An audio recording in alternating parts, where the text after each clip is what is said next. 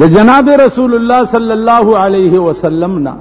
تراوی په جمع باندې صرف دریش په منقول دي. روایات د تراوی چې دي هغه د اتو رکعاتم شته او د شلم شته او د سلويختم شته. لن درتویم چې دریش په رسول الله صلی الله علیه وسلم تراوی صحابه او ته جمع وکړي او په سلورم صحابه په انتظار ناستو او حضور علیہ السلام ورته راونوت. سبال صحابه او تپوسو کو چې یا رسول الله مونږ خو بیګا انتظار کولو تاسو تراونوت. حضور علیہ السلام فرمایل چې کنن شپم زراوته وي نو دا تراوی به پتا سو فرض شوه ځکه چې د پیغمبر دوام په یو عمل باندې دا موجب د فرضیت نو زم بیگا ذکر او نوتم چې دا تراوی پتا سو سنت پاتی شي او فرض در باندې نشي. ما په خبره پوه شو. بل خبره دادا چې د حضور علیہ السلام دور خو په دې رنگ باندې تیر شي. د ابوبکر صدیق رضی الله تعالی عنہ دور خلافت شو هغه هم په دې رنگ باندې. د عمر فاروق په دور کې چې روزه رااله نو صحابه ټول په مسجد نبوي کې جمع شو او عمر فاروق انتخاب د هغه امام وکړو چې چاته قرآن ډیر یادي هغه د مخکشي او 60 رکعات تراوی دي. د عمر فاروق تمام دور خلافت چې ده هغه په 60 رکعات تراوی باندې تیر شي. اوس زمونږ په دې ملک کوم حضرات چې د اتو رکعات قائل دي نو اغي داوي چې د پیغمبر عمل د اتو رکعات او د 60 عمل چې ده د عمر فاروق. اوس عزیزانو دا علمی خبره ده چې قول او فعل د صحابی دا په باب د مالا یو قلو کې محمول وی په سما باندې. صحابی چر د ځانه کار نه کوي چر ځکه چې صحابه ټول معیار د حق دي. دانن چې تاسو د قرآن ختم وکړو یا قرآن ته د خدای کلام وایي یا ځان ته مسلمانان وایي دا ټول د صحابه او برکت ته. ځکه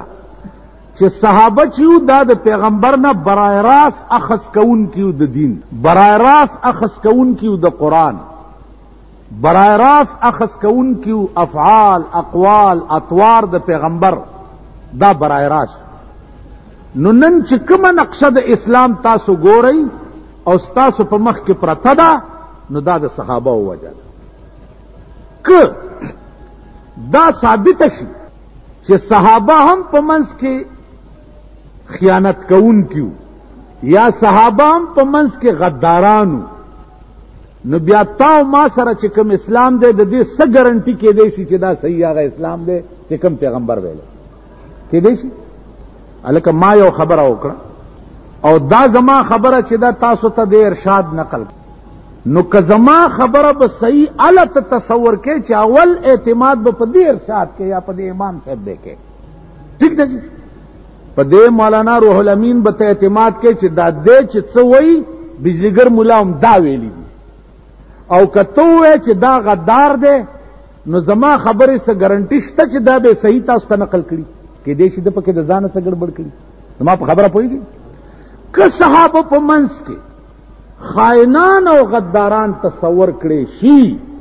نو بیا ستاسو زما منځ کې چې کوم اسلام پروت دی د دې اس ګارنټي نشته چې دا مغه اسلام دی چې کوم د اسمان نه راغلی او جناب رسول الله صلی الله علیه وسلم دنیا ته پیش کړي. نو صحابه الصحابه كلهم عدول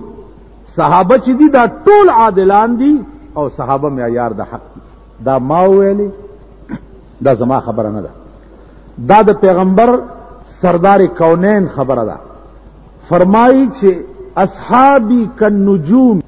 بأیهم اقتدیتم اهتدیتم. زما صحابه پسان د ستورو دي ار یو پسیم چې اقتدا وکړه دغه صحیح لار. تاسو خیال راغی نو صحابه چې دي دا معیار د حق دی. زمونږ دا ایمان دی چې پیغمبر نه پاتې شوی دین صحابه تابعین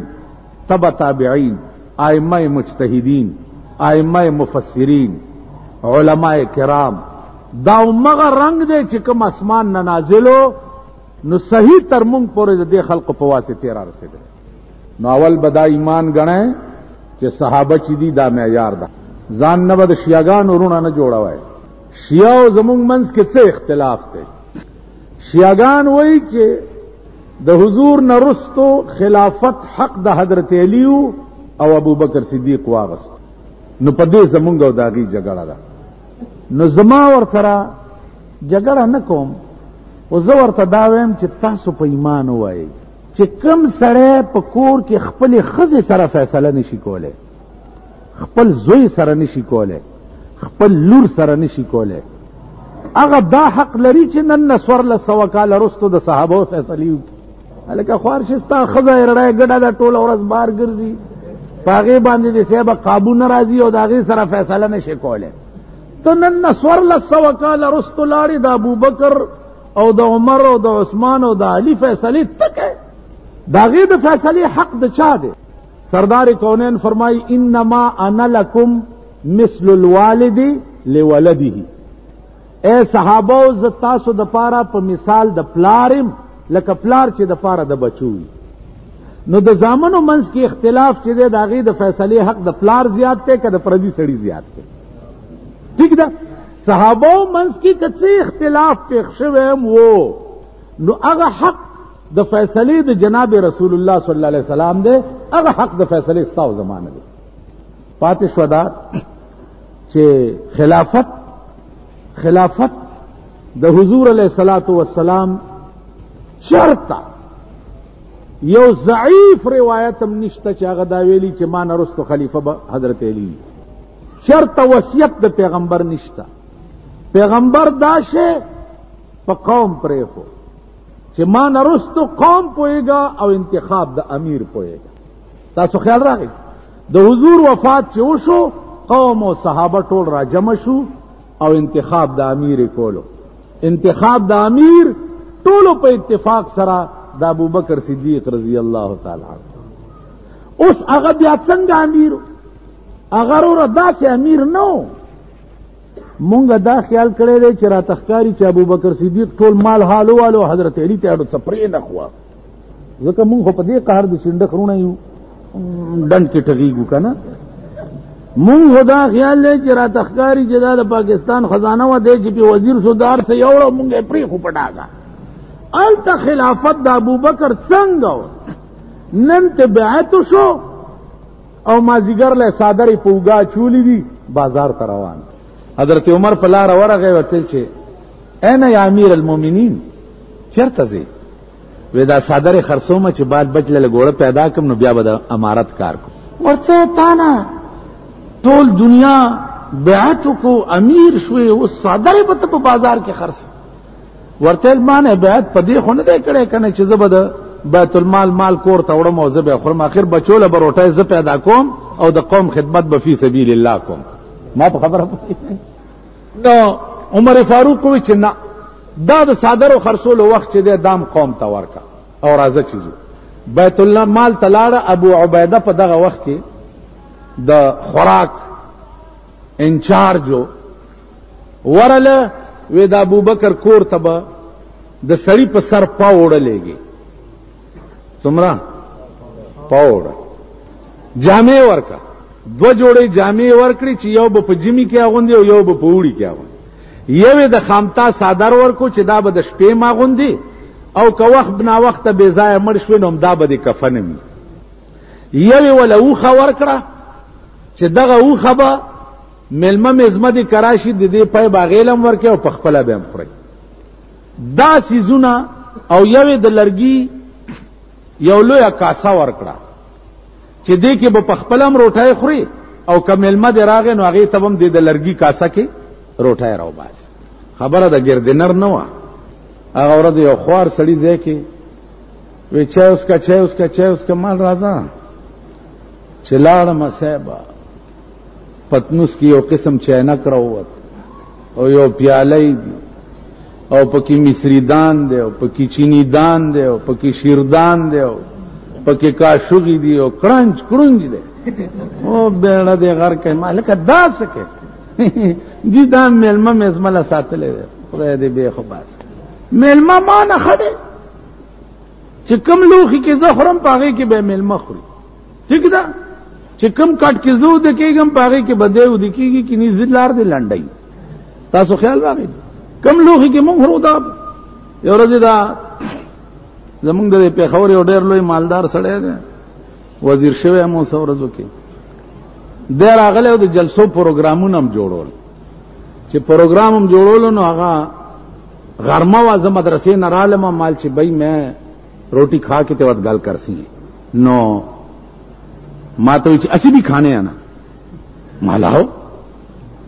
نو مونږه خو پریدیو زمونږ خزه پریدای دي نو زمونږ روټه دومره دومره د تبخی سکړکو ور سره زمونږ د وطن د پیشتری ساګو وطنی طرز باندې پوخو خټ کېدل او په د پاسه سور مرچکیا سي ډوړېدل او د لرګي کاسا وا پاره کې مې ولا چرومي استو بیٹک تنو ما ته وی چې ایکي ماله روټي نه ما ته چې روټي کې ګډي دې پین مال ظالم روٹی تے ساگے ویلے پلیٹ کاسا وا د لرگی مال اے او پلیٹ ہے جس تیرا نانا جی کھاندا ہوندا ہے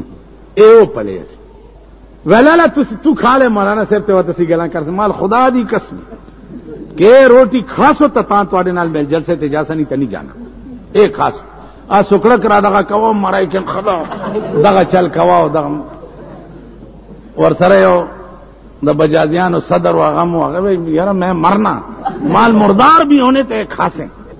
تاسو خیال راغی نو صدیق اکبر تا د لرګي کاسا د رسول الله صلی الله علیه وسلم پلیټ د ترکارې دومره لویو د لرګي جوړو چې سلورو کسبو چتول دومره لویو او دا دومره لوی د لرګي زکه جوړ کړو چې اسنه چې د روټۍ په ټیم کې چرته غلام رانه جدا پاتې نشي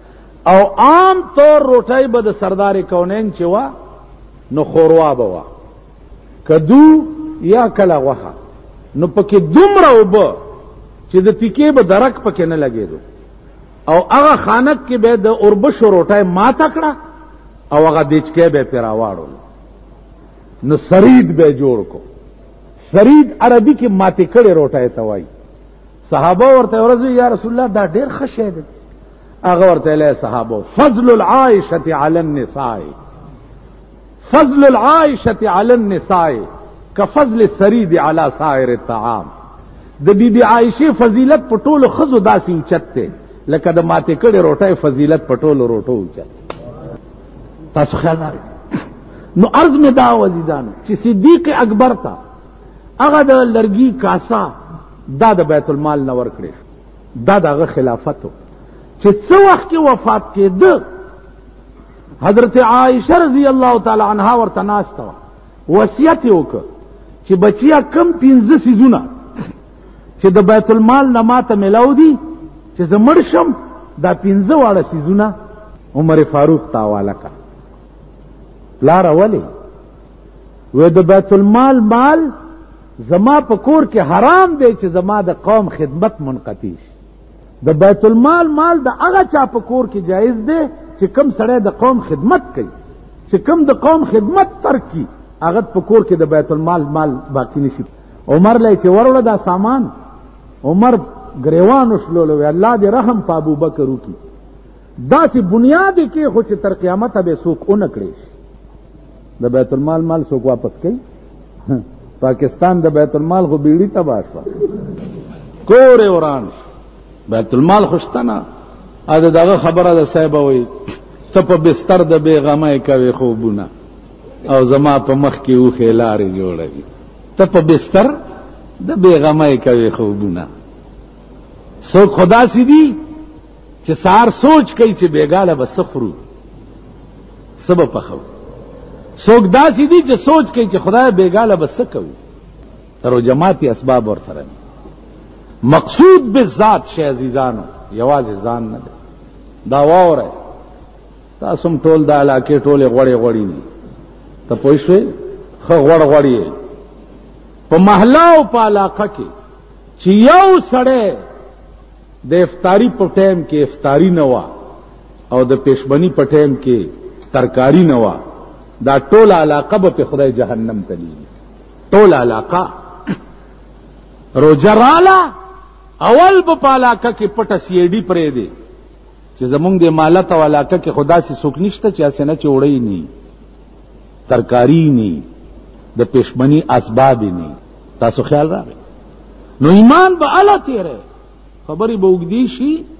یو سړی حج ته روان دی مونږ بیړی غر کړه اول زمولایم په ایمان درته زمونږ جماعت کې لمبر تړلې امام تا کنه پښمنه ولا وروړي ایو پښمنه به یا چرته د غریبو او یا هیر شي. خیر په درینی می بجې پته ولګی چې استاد له چار وټاین دا وړي زر زرم سګړ بړ خو وکړه او چې سار منځ شو کنه نو ما ته ډېر روان دی ډېر روان راته کته مالک څنګه چل ولک سوچ کو مولوی سے پکار دے سړی نګوري او نمبر ورته وي دک ما واقعي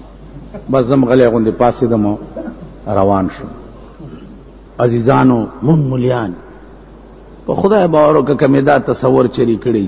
چې د مالت کې بس وکوګې می کنه څوک نه هر بمی او کنه د چا پښمنه بم خواري او کنه نه پیران میران ګوري د خلوتونو کې ناشتي صاحب دغه ته پښتنه او کې صاحب دوانه به منه وباسي دغه له پښتنه کې جره خدای چې الکه زما کم مرید چې دی وګه نه تګه نه بربند نه به پښبنی نه به افطاری نه دا چا ته پوس کړي اصل دین مونږ کې نشتا.